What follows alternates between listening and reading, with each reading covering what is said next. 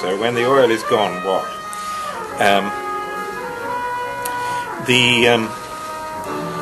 That depends upon how you use the revenues from oil now. If you don't use them wisely, then it's catastrophic.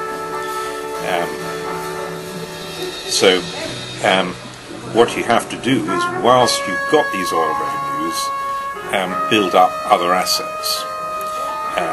Assets in a broad sense. Assets can include skills, human skills, as well as capital.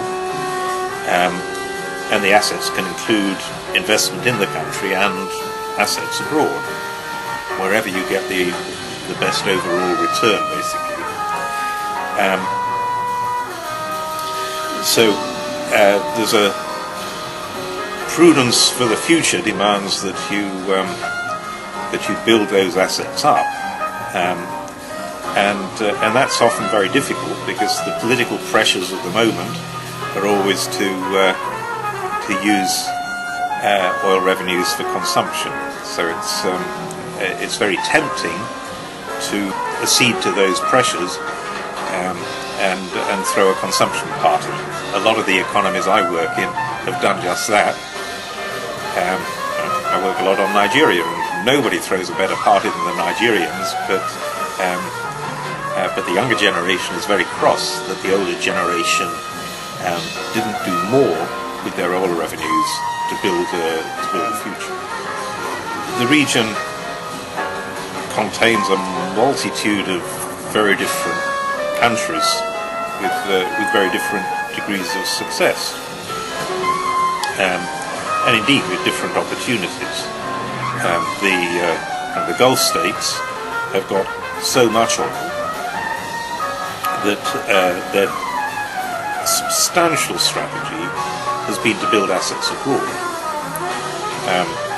But a particularly successful country that's diversified away from oil is Dubai, which after all never had very much oil, but has turned itself into a service economy for a very big region, really.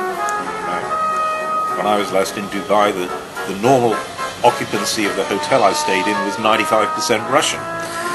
So Dubai's turned itself into a rest and recreation facility for rich Russians. So Dubai demonstrated sort of courage and ingenuity in diversifying its economy.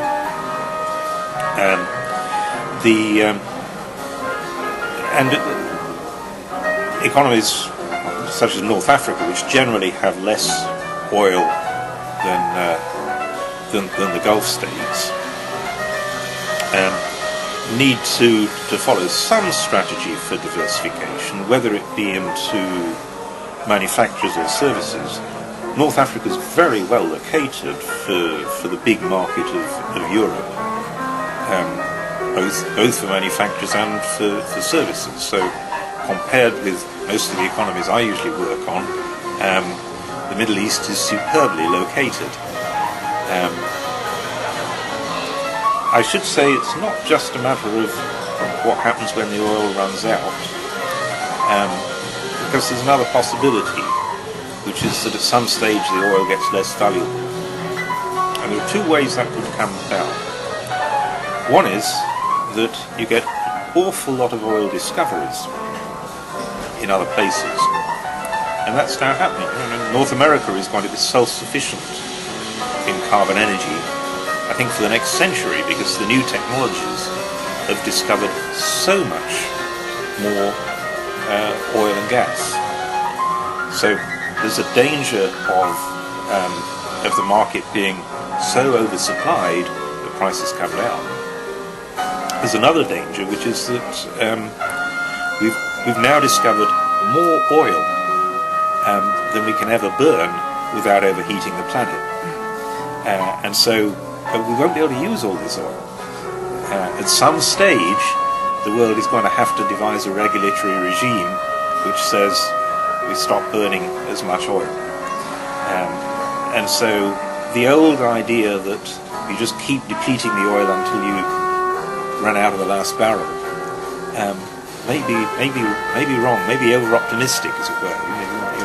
You may find that you run out of oil, or the oil revenues run down, dwindle, much before you exhaust the oil. So the task of diversifying the economy, of building other assets, is more urgent. I think what I particularly advise with the oil funds is to recognise that those funds can be used for domestic asset formation as well as for foreign asset accumulation. And you need some decision structure within the funds that allows that choice to be made without it being contaminated by sort of political romanticism which says spend it all here now. So you need political defences, but I think the choice of domestic versus foreign asset accumulation is a real one. When we turn to foreign asset accumulation, just over the last 3 years, portfolio choices have changed astonishingly.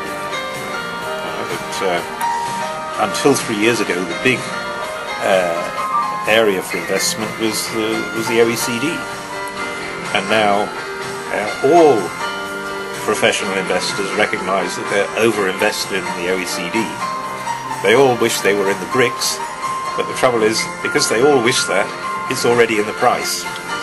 And so the smart investors have to look beyond the OECD and beyond the BRICS to the frontier economies. So that's the challenge for all the big asset holders, is to learn about the frontier markets and start moving their assets there.